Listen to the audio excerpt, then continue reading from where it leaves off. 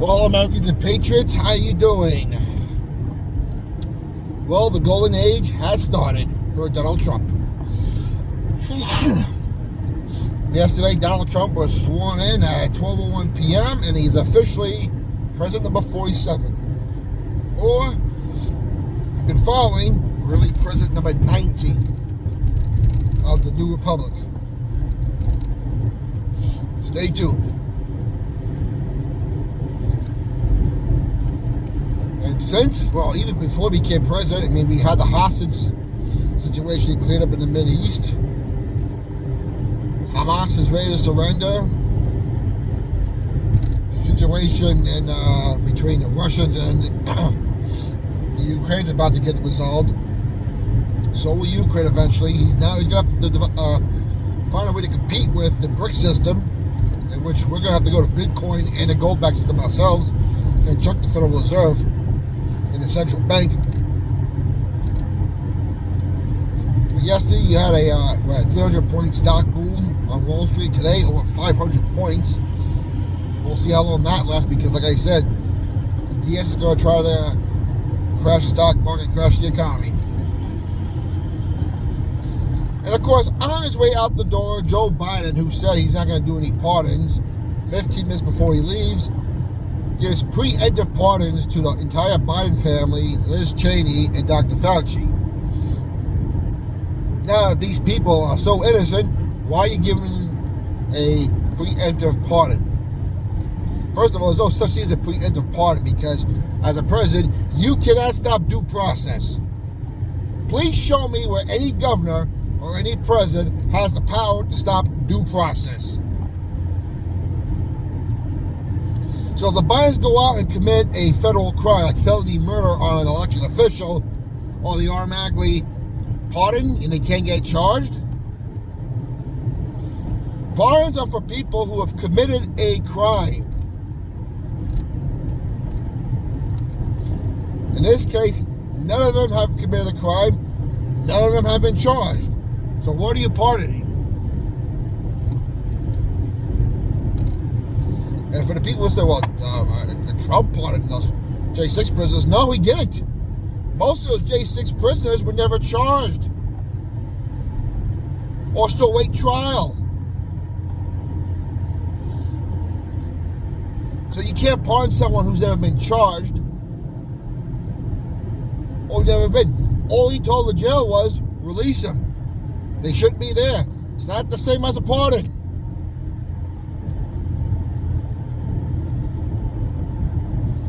Now, he also got us out of the Paris Climate Accords. Great move. He got us out of the WHO, the World Health Organization. Great move. They're useless. Marco Rubio was confirmed yesterday. I'm sure a few more got confirmed today. Oh, yeah, General Miley got pardoned. And as soon as that happened, the Pentagon took his picture down off the wall, as well as it should be. General Miley backstabbed Trump. He wasn't part of the chain of command.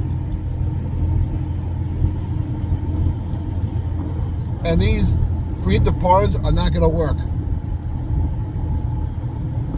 They're going to be overturned by a court.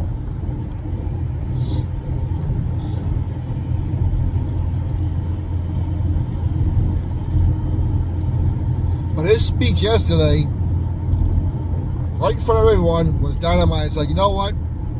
My mom said, F you, F these people, F a lot of these people in the room. Now, we're changing stuff around here. And he's like, roll up the sleeves, like, bring it on. And you notice Obama, Bush, and the Clintons didn't go to the inaugural luncheon. They made their appearance like they're supposed as ex-presidents. They know their days are numbered. Of course, Big Mike Obama, a.k.a. Michelle, looks like had a prostate exam she couldn't pass up because she wasn't there yesterday, like she wasn't there at the Carter funeral.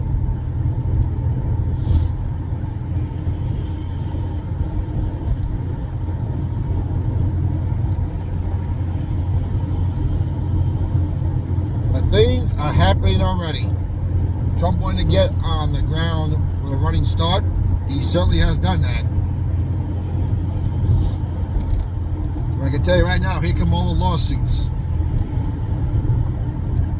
for anything possible.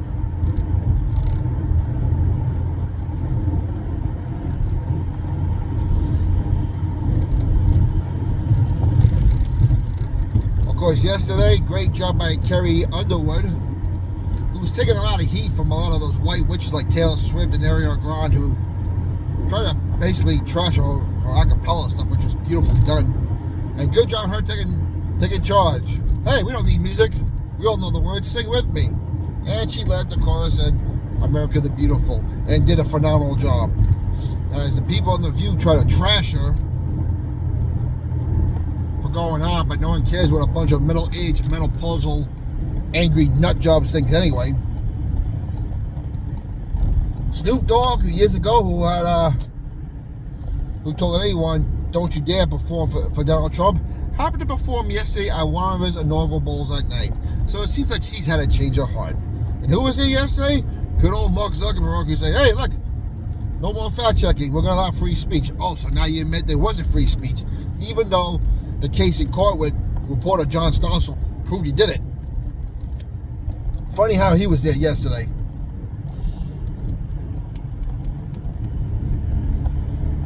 Jeff Bezos was there yesterday. All Democrats who now seem to be on Trump's side. Hey, the Democrats had no problem when they're on their side, but crying now about whose side he's on.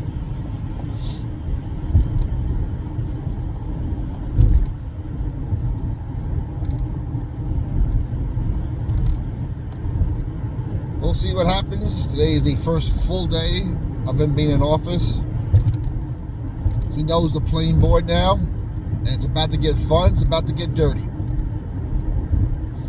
He's got 4 years, he has controls of both houses, and he better do what he promised. I'm telling you right now, John Thune, don't mess around.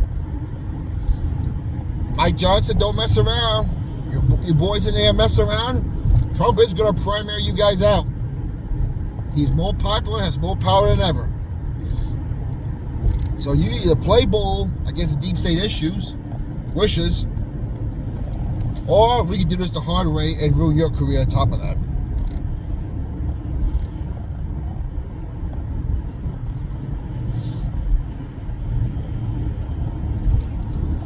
Of course, yesterday the event was held indoors. A lot of people criticized him for, oh, you can't handle the cold. Listen, it was cold. They just had a snowstorm, but let's face it, more than anything else, it was a security issue. Multiple security issues. And what a better way to protect yourself than to be indoors with all the other deep state players who don't want to be killed. Probably explains why Clinton, Bush, and Obama didn't want to be at the luncheon. Same thing with Nancy Pelosi. Same thing with Big Mike Obama.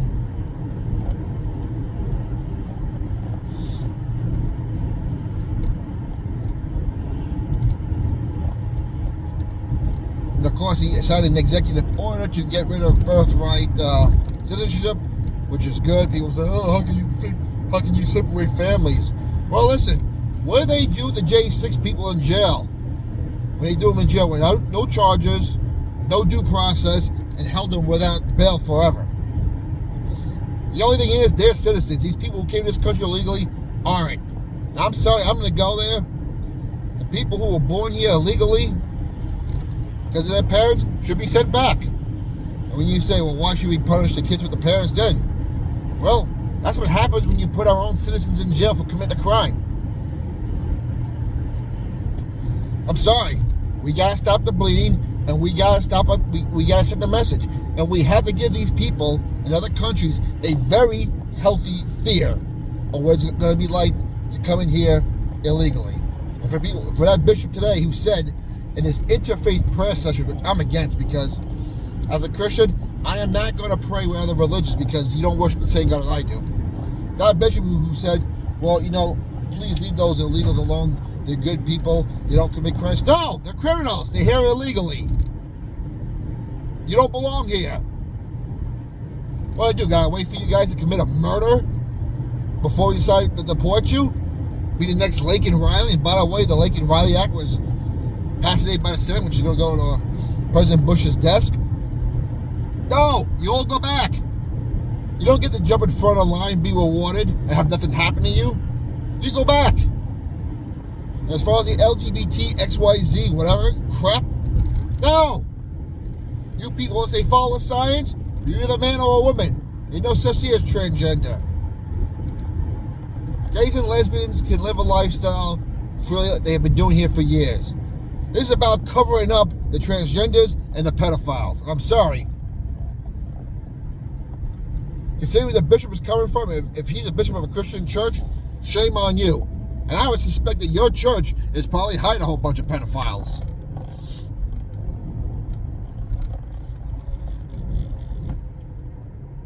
Day one of an interfaith service, you have to make things political. You know what? Screw you, Bishop. You're not a person of God. You're not a woman of God.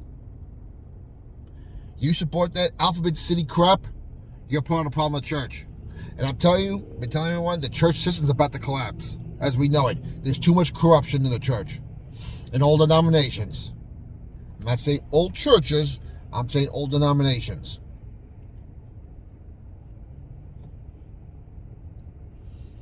You know what? The church system needs to collapse. I've been saying this forever. Unfortunately, the church has become more of a corporation with a cross than it has become a church. Comments down below. What's your opinion? I'd like to know. Keep the country in prayer. Keep Donald Trump and J.D. Vance in prayer. We'll talk to you later.